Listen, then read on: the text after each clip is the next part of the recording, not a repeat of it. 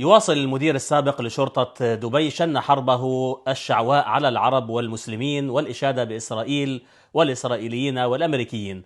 انضم أيضا وزير الدولة في دولة الإمارات للشؤون الخارجية أنور قرقاش إلى امتهان وازدراء العرب وجامعتهم العربية والتغزل بالأمريكان والإسرائيليين.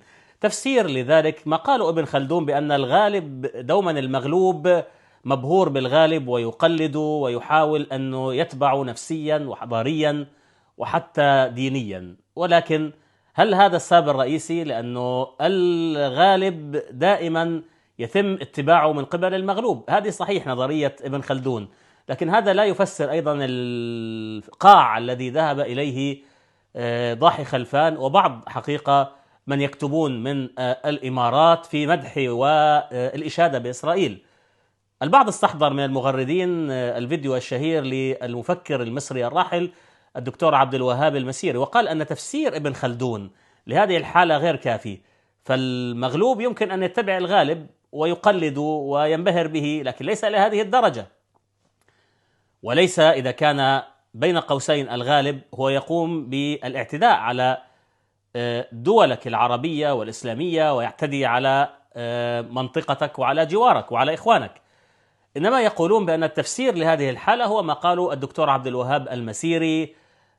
وقالوا في نهاية التسعينات في محاضرة شهيرة، قال سيأتي وقت أو زمان يكون فيه عرب يرتدون ملابس عربية وربما شاديش، يصلون في المساجد، يحملون مسابح، مظهرهم عرب لكنهم يؤدون وظيفة إسرائيلية صهيونية. وكان من جلس في المحاضرة يضحكون، لأنه عندما يتحدث العالم لا ينكت، العالم يتحدث عن علم، وهذا فيلسوف المسيري، لكن الذين كانوا حاضرين يضحكون، يعني غير متخيلين أن يأتي هذا اليوم.